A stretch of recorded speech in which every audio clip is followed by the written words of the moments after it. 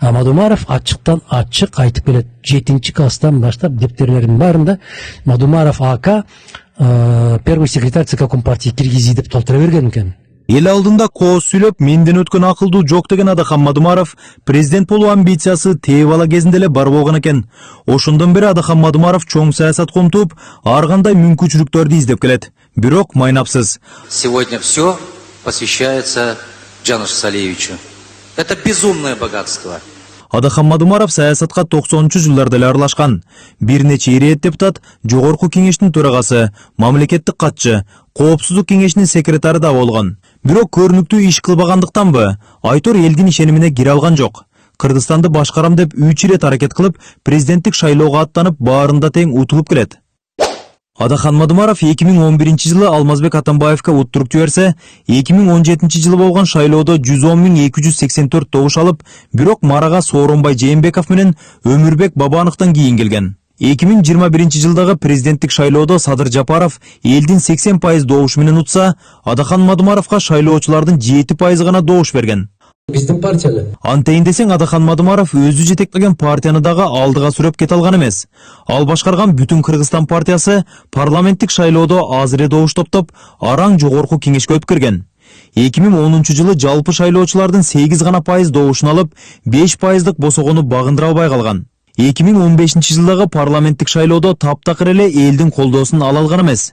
2020 жылдагы шайлоодо Адахан Мадумаров башкарган партия эттеп добуш топтоп парламентке келген. Бирок мунусунда да бага ачылбай, шайлоо жокко чыккан болчу. Эмнеге эл Мадумаровго ишенбейт? Себеби бар. Баткендиктер бүтүндөй эле кыргыз эли чек арада тынчтык орноду деп сүйүнүп жатса, Адахан Мадумаров тынчтык үчүн эле чек араны чечип салды деп нааразы. Кыргыздын философиясы кандай? Азыркы. Кокуу эмне болсо ошо болсун, тынчтык эле болсо болду. Эмне болсо болсун, тынчтык болсо болду.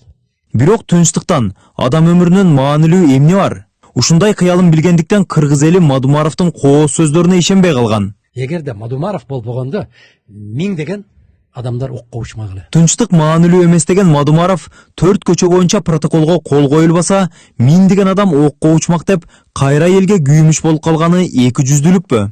Эскерте кетсек, Адахан Мадумаров коопсуздук кенешинин катчысы болуп турган маалда 275 метр узундуктагы 5 гектар жерди тажик тараптан 49 жылдык мөөнөткө ижарага алуу боюнча протоколго кол коюп мекенине чыккынчылык кылган.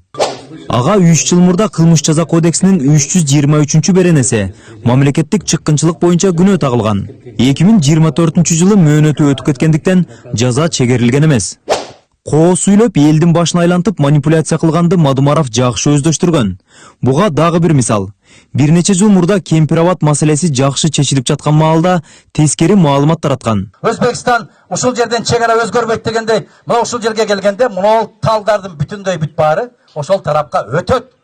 Ачындыгында чек ара маселеси чечилген соң Кемпирабад суу сактагычына эркин балык кармоого, катер менен кенен айланып жүрүүгө болот. Каалаган жеринен насос аркылуу суу тутуктор менен сугатка пайдаланса болот. Платинаны эки мамлекет 50-50 көзөмөр кылат. Адахан Мадумаров кооз сүйлөп элди ынандырган убадаларды бериши мүмкүн. Бирок иш жүзүндө эч нерсени кыйрата албарын эл билет. Анткени мамлекетти башкарууда эң башкысы туруктуулук жана тынчтыкты сактоо. Эгер саясатчы ушул баалуулуктарды биринчи орунга койбосо, мамлекеттин келечегине балта чабат.